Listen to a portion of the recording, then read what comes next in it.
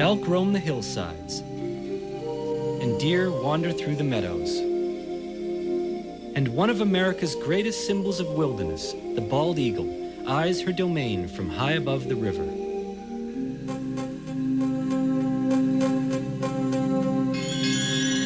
The cold, clear water that twists through the mountains of west central Montana seems almost perfect. It's a sight more precious than gold, and therein lies the core issue.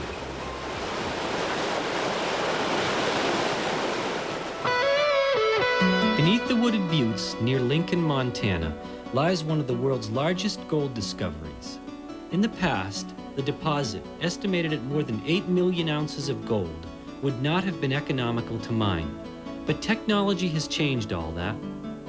Today, through the use of cyanide heap leach technology, it's projected that more than 3.7 million ounces of gold can be extracted from the grounds near the headwaters of the Big Blackfoot River. But questions remain. Can this be done safely and in a way that can assure the river will not be damaged?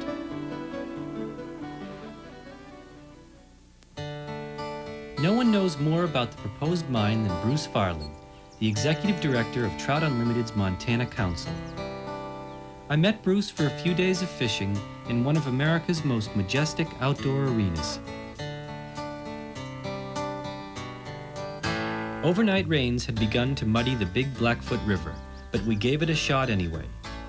Still got a lot of color. Yeah, it does.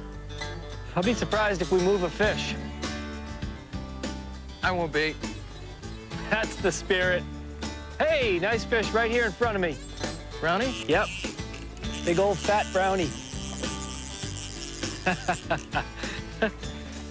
You see him come up, Bruce? He took it dry? No, he's he on, took a nip? I've got a couple of nymphs. Yeah, he's tugging on the bottom. There he is, look at that. Ooh. That's unusual to have a brownie jump. Huh? Yeah, they don't usually like to go airborne. They're pretty secretive. Now he's thumping like a brown. Boom, boom, boom. Look at, man, I can feel his Yeah, head going right. now. That's awesome. Good looking fish. Gee whiz, just beautiful. See him flashing like light bulb under there. Oh man, just beautiful, huh? Well, that's not a shabby brown. No, that's good. Which one's he on? Is he on the He's dropper? on your lower bug. Yep. Got him? Yeah, we don't see browns up on the Kootenai at all, so it's nice. I don't really get enough He's of off. them. Is he gone? Yeah, I didn't even unhook him. Great. Perfect. Was he stuck just in the upper lip? Yeah, great, just lightly. Good and healthy. Yeah, thanks.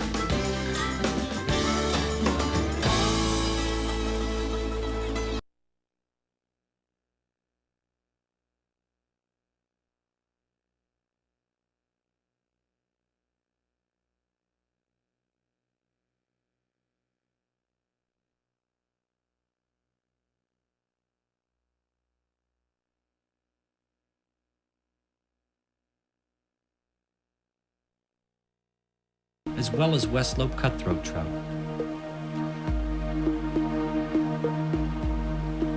Nice one. What'd you get him on, Bruce?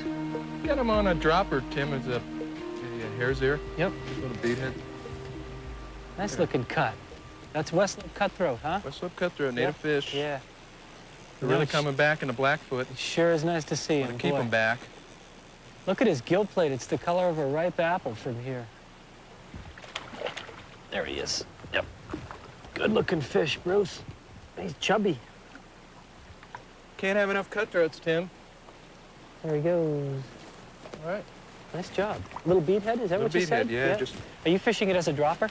just using the stimulator on top, just using it as a May I have a look at it, please? Like 20 inches of tippet or something? Yeah, about 20 inches of tippet. Just use a stimulator for a strike indicator. Right. It's actually it's a royal stimulator, Yeah, isn't it's it? kind of a royal stimulator. Got a lot of And red then just in there. here's your a squirrel tail beadhead. It was a squirrel tail, yeah. Yeah. Got to just pull it out of the box, and I thought, Great. good. Yep.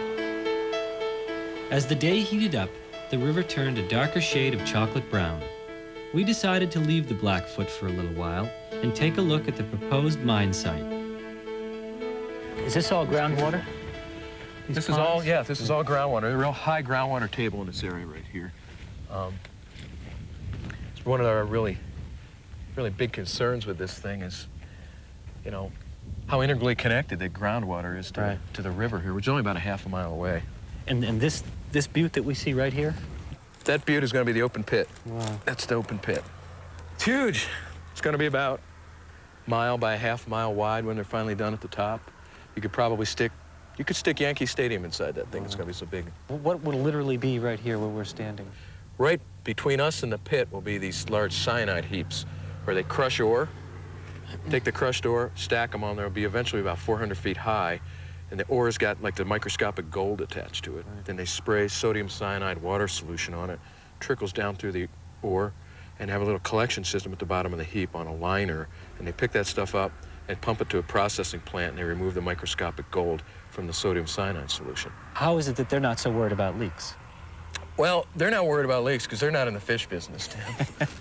And they're not, you know, and they're only planning on being here for about 20 or 25 years. So, you know, they are saying there's going to be no leaks and stuff, but every single one of these types of mines in Montana, and pretty much around the West, has had groundwater and surface water pollution problem. You know, 80% of the gold in the world anymore is used for jewelry. And I mean, why do we need to trade polluting the Blackfoot for more jewelry?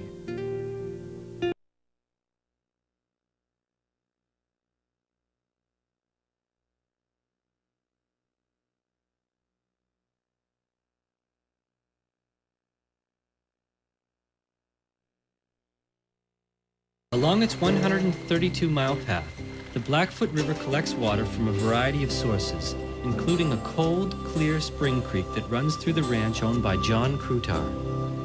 John was kind enough to let Bruce and me throw a few casts into the waters of his creek. What size tip are you fishing with? That's 4X right there.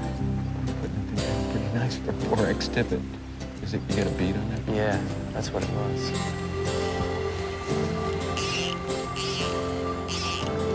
You can get it down there where the log comes back up out of the water? Yeah. It's a pretty good cast. I like it right there, though. Yeah. There he is. There he goes. Nice one, too. Good fish. There we go. Wow, on the bugger. All right. There he is. Wow, what a ride. You were right, Bruce. Underneath the log. Great suggestion. I'll be darned. Throw it by and bring it back up. Is that what you had in mind? Yeah. Yeah, that's a good-looking fish. That's better. I think that's what we've been looking for. You got him? Yeah. Oh, whoa. Slide him up to you, Bruce. There he is. Yeah, there. That is a pretty good brown trout. Yeah, we like that. Want to get that bugger out of his mouth there? You can do that. Even unhook him? Yeah, just good. Yeah, right there. There he is. Good job, Bruce. Yeah, slide him back. Let's get him back in. Ready to go, and hopefully he's got somebody else with him underneath that bank. There he goes. Good. John Crutar understands that what happens on his piece of property has an effect on the entire Blackfoot River system. He's put a lot of work into restoring his small creek, which provides important spawning habitat for the endangered bull trout as well as other species. That's a beautiful hole right behind you here, John. It's not an easy one to fish. Yeah. With that overhang, but that's why the fish stay there. Yeah. John seems pretty relaxed and at peace on his beautiful ranch, but mention the proposed gold mine, and he's quite concerned. Well, it's all speculation, of course, and when people ask me about the mine, I tell them that I go back to how I was educated, and my education is an economist, and I'll tell you a secret: economists can't predict the future any better than weathermen. But the way we try to act like we can is to look at the past. And so I look at the past. I look at the record of this technology employed in this state. That is the best proxy to me about what would happen in the future. I'm involved with an organization called the Blackfoot Legacy. We have not taken a position on the mine other than asking tough questions, particularly sociological and economic. I'm not qualified to deal with the water other than from a rancher's perspective. I do know that on this ranch, I can't dig a hole any deeper than 3 or 4 feet and I hit water. And I don't think there's any scientists that can tell me where that water began and which mountain. So I have great concern for myself as well as my neighbors about the water. In terms of the sociological and economic, sure, there'd be some good paying jobs for somebody. The question is for whom and for how long. And therefore, to look at this analytically, one ought to ask those questions. Who's going to gain and who's going to be harmed? Montana has always subjected itself to boom and bust. Not that it had a choice, but I think one of the things that we Montanans should know today is we do have some choices we never used to. It's in vogue in Montana now, as well as a lot of Western nations, to lump timber, ag, and mining all in the same. There is a difference. My father was a miner. My grandfather was a miner. They were different kinds of miners.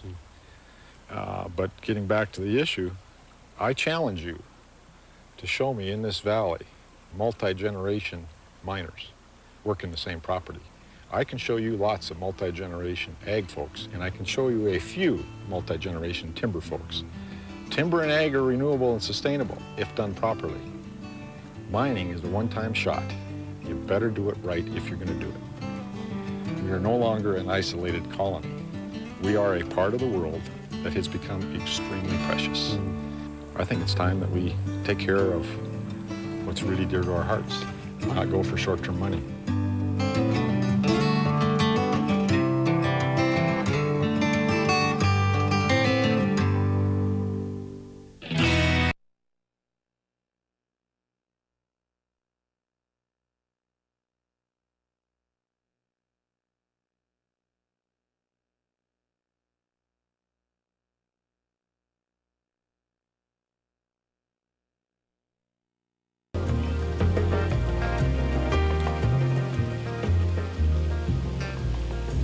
Oh, he moved for it. He moved for it that time. That's better over there. If I cast it over on that, off that log, it slides down through the middle of the hole. That's better. Fish on. Here he is. Nice one. Uh-oh, he just realized, uh-oh, under the bank. Gotta get him back out. He's up under the log. He wants to go up under the, he wants to race under the bank, Bruce. Big brown? There he is. Yeah, nice fish. Not huge. Here he comes. It took him a minute. He wasn't sure he was hooked. Then he started racing around like crazy in there. He moved for it 3 times and finally stuck him in the upper lip. Right in the upper nose, one of those little orange scuds. Yeah, it took a minute, but boy, oh boy, he finally. You know, it was funny. I threw way up here at the head and slid down, and I saw him slide just a little bit to the left-hand side. You know, just as you said, it was all sight fishing, Bruce. And then he actually just kind of sat there and bump, bump, bump. And as soon as I started, I thought he was going to slide right in. And then boom, he jammed up under that log for a second. I thought he was, you know, I thought he was stuck. I had to sort of slide him back downstream and back out again. So I finally dropped down. This was sort of on a whim, but aside from all the salad that we have on here, this, you know, tiny little orange scud, which we are on a spring creek after all, and I thought, well, what the heck, you know? He moved twice for these tiny little caddis nymphs that I was throwing in there. You know, he slid, had a look, and then slid back in again. Well, I wouldn't have thought they would have been that picky. And that's a little orange scud, size 18, size 16 maybe. Anyway, no, you know, no hesitation at all. He slid sideways. I saw the white V of his mouth and slid back in again. Yeah. But the PMDs are coming good, and nobody's really on them. You know, there's been several of them popping off right here on the inside, but you know, 2 more right there. Anyway, let's slide up, see about another, huh? Even though the clouds rolled in, the fish were still extremely spooky. Well, we'll know if they spook soon enough, Bruce. Good, good, perfect. Didn't splash the line. That's great, Tim.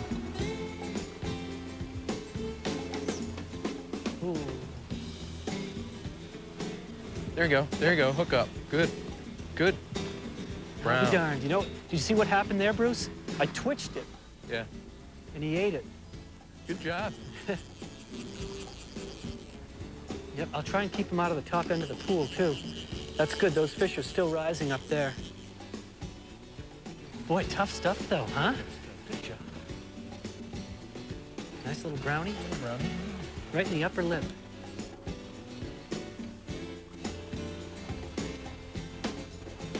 Boy, this is classic Spring Creek stuff though, isn't it? Start with the fish at the tail of the pool. Marketing skills. During the semester, the students developed a mini business to create crafts, and today was